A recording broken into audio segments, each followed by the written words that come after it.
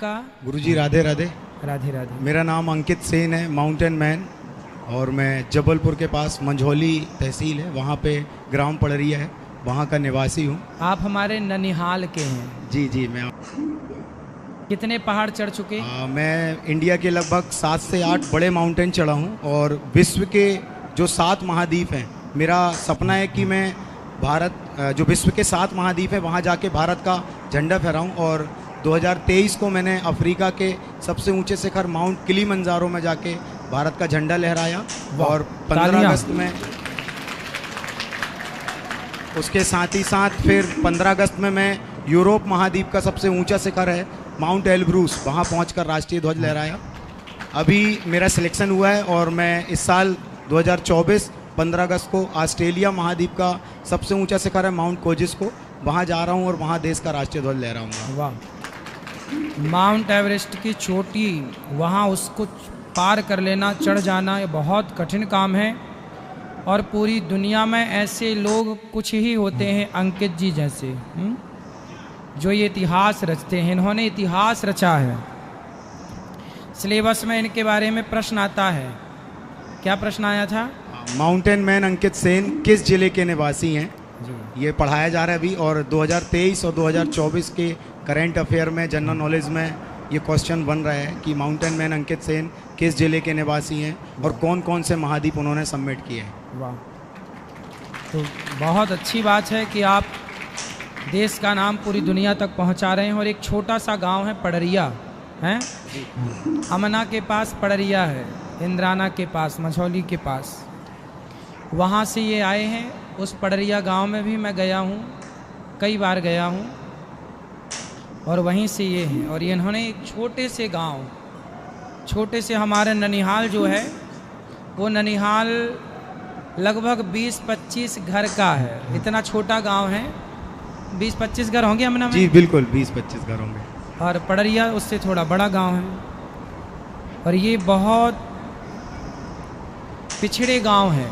अब तो संपन्नता गांव में भी आ रही है, पर गांव ऐसे गांव से ये हैं जहां बहुत अच्छी सुविधाएं नहीं है, आज भी बहुत अच्छी व्यवस्थाएं आज भी नहीं है। बहुत सारे गांव आज भी अभाव ग्रसित हैं, पर इन्होंने देखिए पढ़ लिख करके पूरे देश के लिए काम किया है।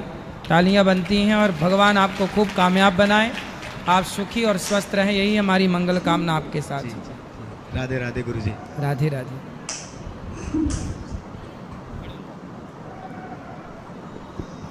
राधे राधे गुरुजी। जी आपके चरणों में कोटि कोटि प्रणाम जी। मैं मुंबई से आई हूँ, मेरा नाम सोनाली जायसवाल है। मेरे 2 क्वेश्चन हैं आज, प्रश्न हैं। पहला तो मैं जॉब करती हूँ मुंबई में, तो मेरे फ्रेंड सर्कल है जो कलीग्स हैं, मैं ना उनके साथ जस्ट खाते समय कुछ बात कर रही थी हमारे आध्यात्मिक चर्चा के रिलेटेड। तो उसमें ना कुछ मेरे फ्रेंड्स हैं जो एज अ मोमेडियन है, मुस्लिम है। तो ऐसे मैंने उनसे बात किया। उस वक्त बकरीद का अभी आके गया, जो जून में ही बकरीद महोत्सव आता है। तो मैंने बात किया कि आप लोगों में मुझे एक चीज़ अजीब लगता है, बुरा ना मानो तो मैं इतना कहना चाहूँगी कि आप में कैसे आप बकरी खरीदते हो, फिर उसको बड़ा करते हो, फिर उसको खिलाते पिलाते हो, और एट दिन आप बलि चढ़ा देते हो। मतलब कैसे आपको ये होता है कि खुद बड़ा करके खुद काट देना। तो बोले उसमें भी एक रीज़न है, वो अपना रीज़न मुझे बताया। उन्होंने बताया कि उनके जो अल्लाह हैं, कोई लोग थे जो अपने बेटे की बलि देने जा रहे थे। अल्लाह को देखा नहीं गया कि वो अपने मतलब इंसान के बच्चे का बलि स्वीकार करे, तो उन्होंने उसके जगह पे बकरा दे दिया। बोले मुझे इंसान से प्यार है, मेरे आप लोग हो तो मैं आपका बलि नहीं लूँगा, आप ये जानवर का बलि मुझे दे सकते हो। तो मैंने ऐसा पूछा उनसे, तो उसमें एक लड़की थी जो वो भी मोमेडियन थी। उसने बोला बुरा नहीं माना, मेरा भी एक तुम लोग के प्रति ये है।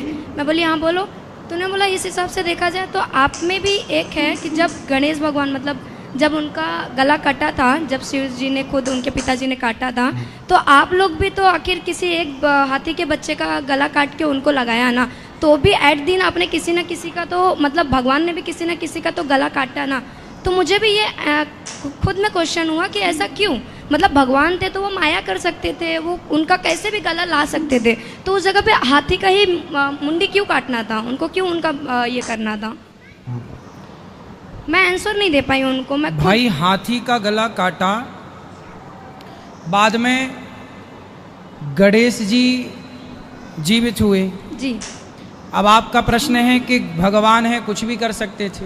हाँ, तो वहाँ पे क्यों उनको- भाई देखो, गणेश जी के लिए एक हाथी काटा गया, जी माना, जी। एक हाथी काटा गया, जी पर बकरे तो आज तक करोड़ों काटे गए। जी एक काट के खत्म, एक को मार देना और करोड़ों को मार देना, अंतर है या नहीं? जी है। नहीं है अंतर। है। तो आपको क्रॉस क्वेश्चन नहीं करना चाहिए था। नहीं, मैंने बोला कि इसके पीछे भी कुछ रीजन है, जैसे मैंने हमारे बताया। देखो, गणेश शंकर जी जो हैं हम्म, वो शंकर जी जी। हैं, भगवान हैं, जी।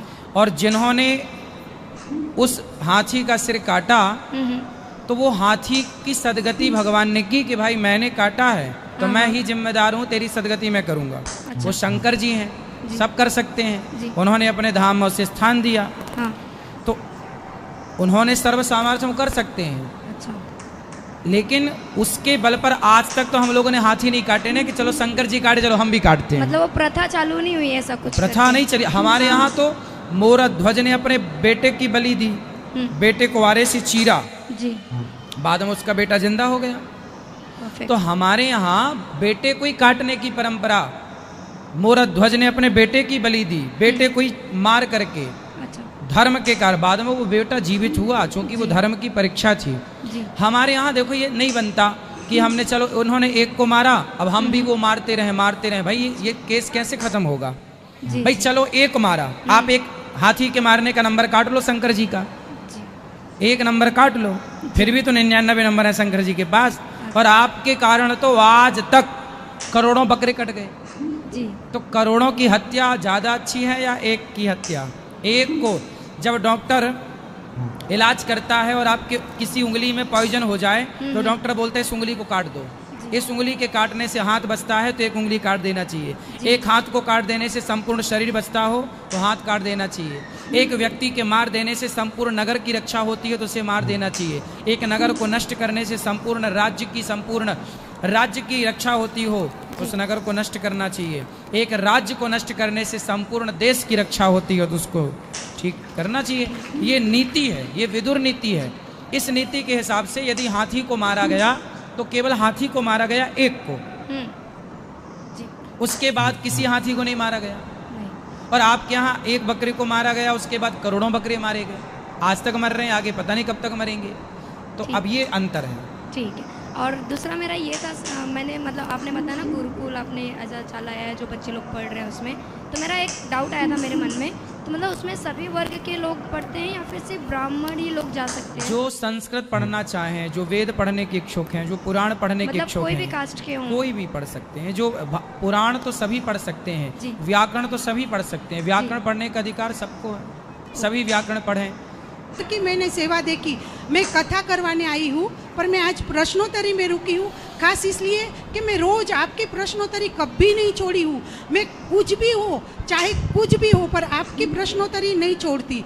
और मैं हर सवाल का जवाब मेरे को आपके पास से मिला है। मेरा कोई सवाल नहीं है, कुछ भी नहीं। और बाके बिहारी और गौरी गोपाल की कृपा से मेरे पास भरपूर सब कुछ है। बस भगवान से एक ही प्रार्थना है, हे भगवान हमको भक्ति दे और तेरे पास बुला ले, बस वही चाहिए। प्रश्न कुछ भी नहीं है। बस आपने इतिहास रचा है। आप वो बच्चे को बोल रहे थे, पर आपने तो बहुत बड़ा इतिहास रचा है महाराज जी। राधे आप राधे। सब माओ का आशीर्वाद राधे है। राधे।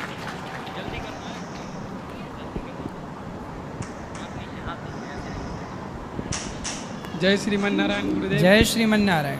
जय श्री कृष्ण गुरुदेव। मैं परमपिता परमेश्वर का बहुत बहुत धन्यवाद करना चाहता हूँ कि आपकी वाणी से हम लोगों को सन्मार्ग की रास्ता मिलता है। तो गुरुदेव मुझे एक ही प्रश्न करना था कि अगर कोई मुझे बोले कि तुम सनातनी हो तो मैं अपने मुखार बिंदु से कैसे मैं कहूँ कि मैं सनातनी हूँ, मतलब कि मैं कैसे जवाब दूं? अगर कोई अन्य पुरुष मुझे बोले कि तुम सनातनी हो तो मैं कैसे अपने मतलब कोई वैदिक मंत्र से मैं तो जवाब बोलो दे हम सकता? सनातनी हैं, हम धर्म का पालन करते हैं। धर्म क्या है? अहिंसा ही परमो धर्म, ये याद कर लो। अहिंसा ही परमो धर्म। हम अहिंसा की बात कर, अहिंसा मतलब किसी की हत्या ना करना अहिंसा है, किसी की हत्या करना हिंसा है। हम अहिंसा के पुजारी हैं। मीन्स हम किसी का दिल नहीं दुखाना चाहते या नहीं दुखाते, इसलिए हम सनातनी हैं, क्योंकि हम सब पर दया करते हैं और प्रेम मोहब्बत से रहते हैं।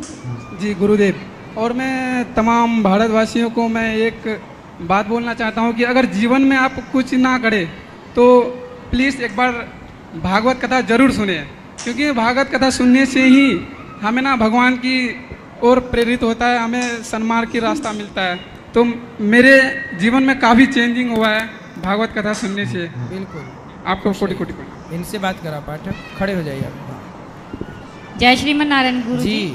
गुरु जी, मेरे बेटे का सवाल है ये भी, रावण ने तो सीता माता को हाथ भी नहीं लगाया था, पर तब भी हम उसके पुतले जलाते हैं, और दुर्योधन ने तो द्रौपदी को हाथ भी लगाया था और हम उसका कुछ नहीं कर सकते, ऐसा क्यों? तो रावण बिना हाथ लगाए सीता माँ अपने से चढ़ गई थी क्या उसके विमान में?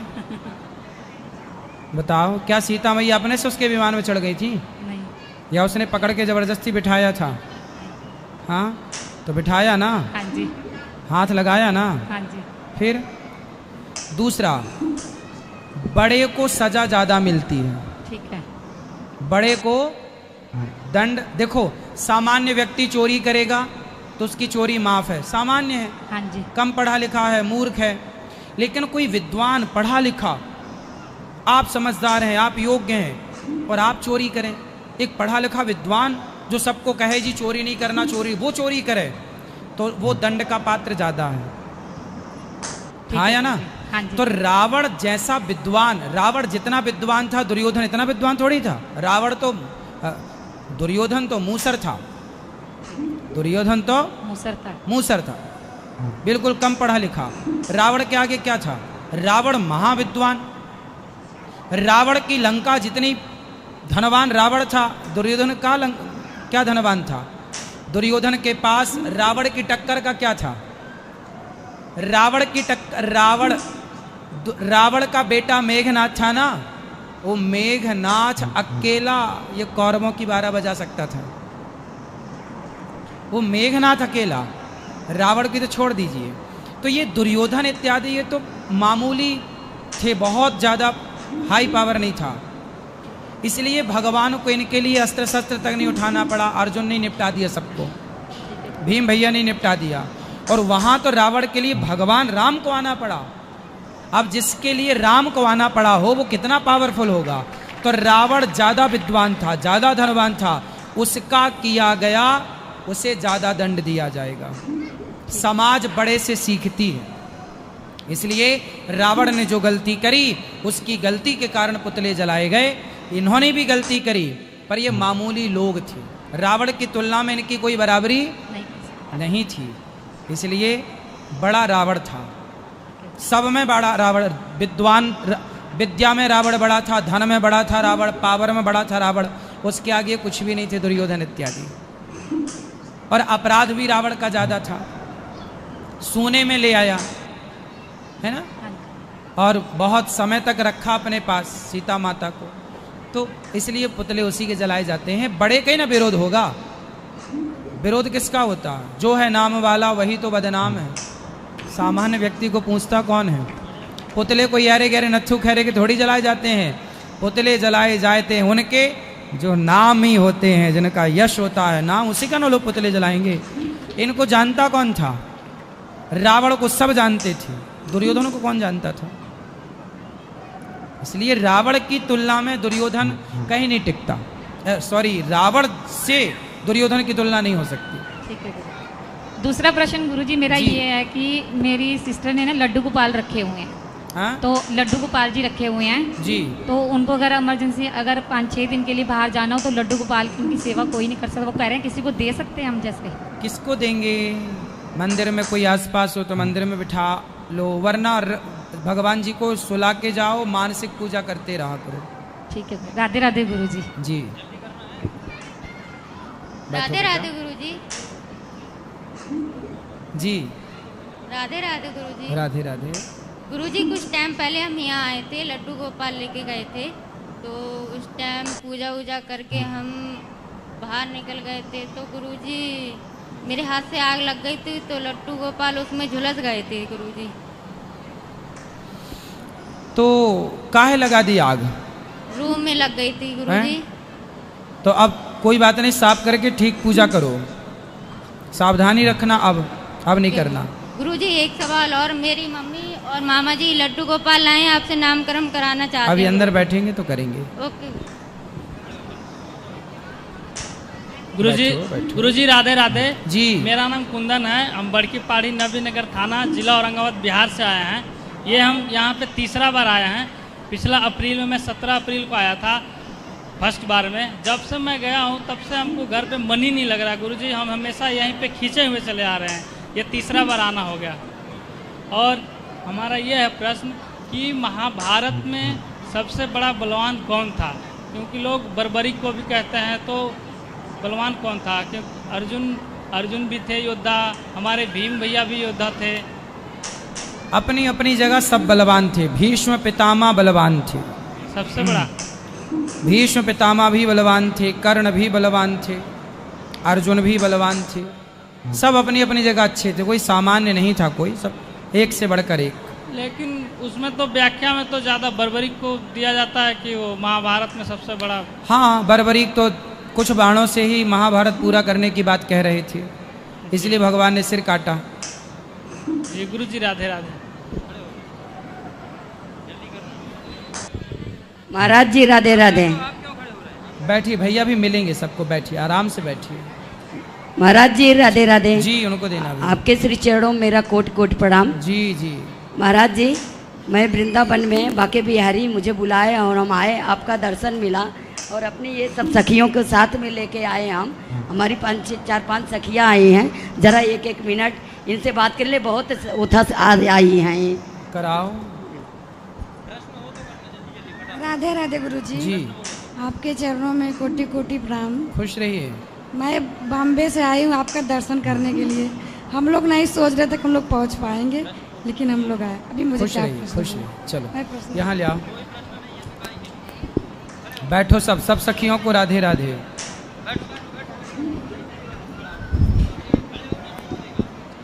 महाराज जी राधे राधे। आपके जी। कोटि चरणों में कोटि कोटि प्रणाम।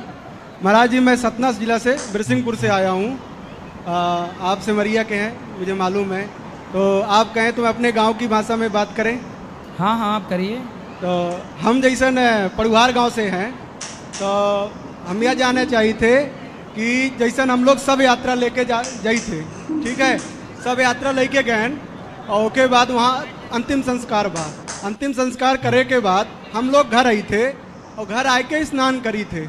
तो मतलब कि वह जगह अछूत थी।